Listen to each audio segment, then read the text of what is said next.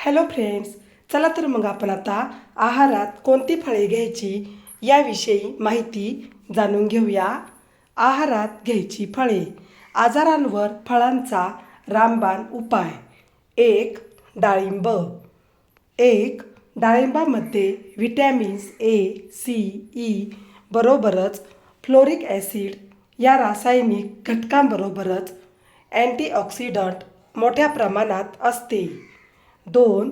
फुफ्फुस, यकृत, हृदय या रोगांवर डाळिंब उपयुक्त आहे. 3.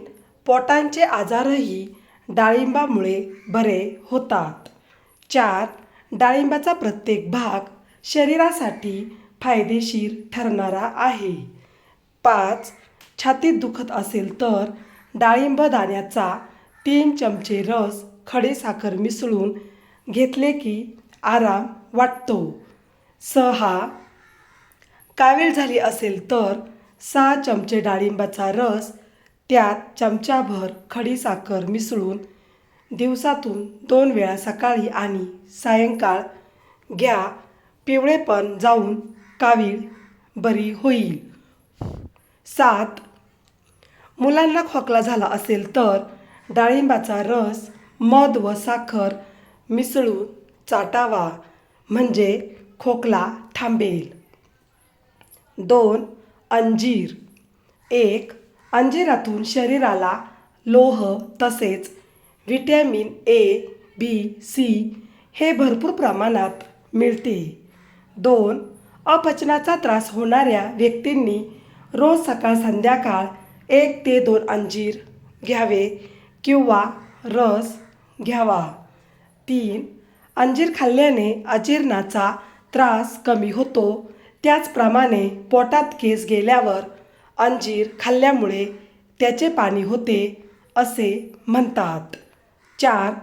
त्वचेची आग होणे, त्वचाविकार व कांजण्या या आजारात आराम पडण्यासाठी अंजीर खावीत. 5. अंजीर खाल्ल्याने बौद्धिक व शारीरिक थकवा दूर होण्यास मदत होते. 6. लघवीचा त्रास होत असल्यास दिवसातून 3 ते 4 अंजीर नियमितपणे खावीत. यामुळे मूत्रविकार दूर होतात. 3. द्राक्षे. 1. पोटदुखी, आंबट ढेकर, घसा जळजळणे, घशाशी येणे, उलटी या अपचन व आम्लपित्ताच्या लक्षणावर द्राक्षे खावी. 2. द्राक्षापासून तयार केलेला मनुकाही एक चांगले टॉनिक आहे. 3. मोठ्या तापानंतर आलेल्या अशक्तीवर मनुका उपयुक्त आहेत. रोज सकाळी 10 ते 15 मनुका बिया काढून खाव्या आणि त्यावर 1 ते 1.5 कप दूध घ्यावे. त्यामुळे भूक वाढते, अन्नपचन होते व शक्ती येते. 4. घसा बसणे, कावीळ व अन्नाबद्दल रुचीहीन वाटणे या विविध विकारांमध्ये मनुका खाण्याने फायदा होतो. 5.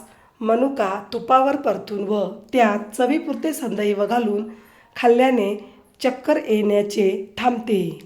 4. जांभूळ. 1. शौचास साफ होत नसेल तर त्यावर जांभळीची सालं देतात.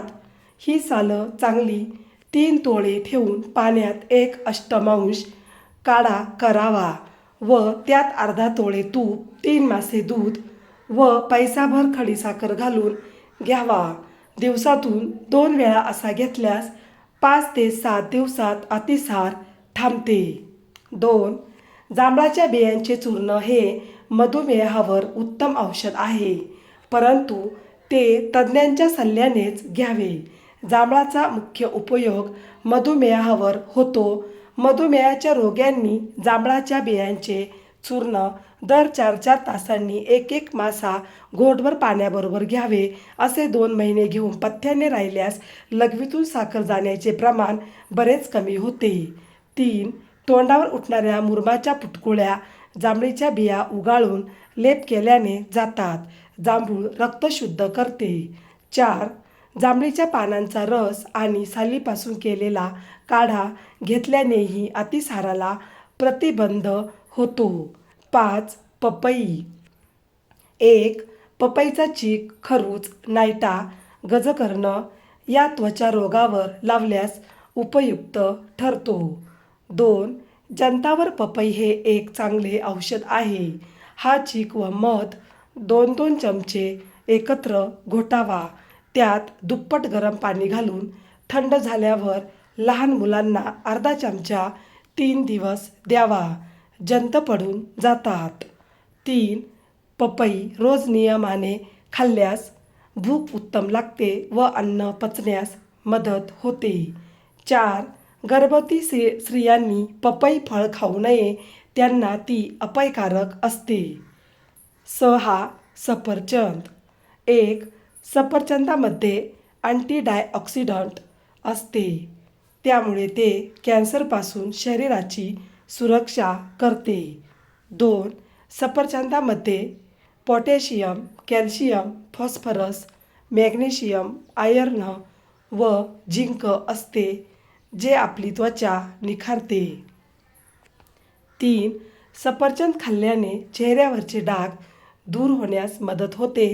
स्किन तजेलदार राहते. 4. सफरचंदात व्हिटॅमिन ए आणि ई असते. 5. सफरचंद आपल्या पचनक्रियेला नियंत्रित ठेवते. 6. पेरू. 1. पेरू खाल्ल्यास हिरड्यातून व नाकातून रक्त वाहणे थांबते. 2. पेरू खाल्ल्यास श्वासदुर्गंधी नाहीशी होते. 3. हाडे मजबूत होतात. 4. पेरू शरीरातील रक्ताल्पता कमी करतो. 5. संधिवात व सांधे दुखण्याच्या त्रासातून आराम मिळतो. 7.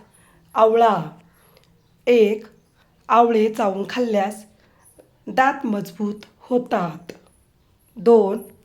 आवळ्याचे चूर्ण तूप आणि साखरेत समप्रमाणात मिसळून खाल्ल्यास डोकेदुखी नाहीशी होते. 3. पित्त विकारासाठी आवळा फायदेशीर असतो. 4. 1 ग्रॅम आवळ्याचे चूर्ण मधातून घेतल्यास बसलेला घसा नीट होतो. 5.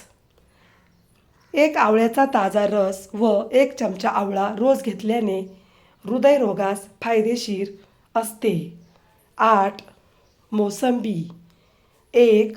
मोसंबीच्या रसाने शरीराला शीतलता प्राप्त होते. 2.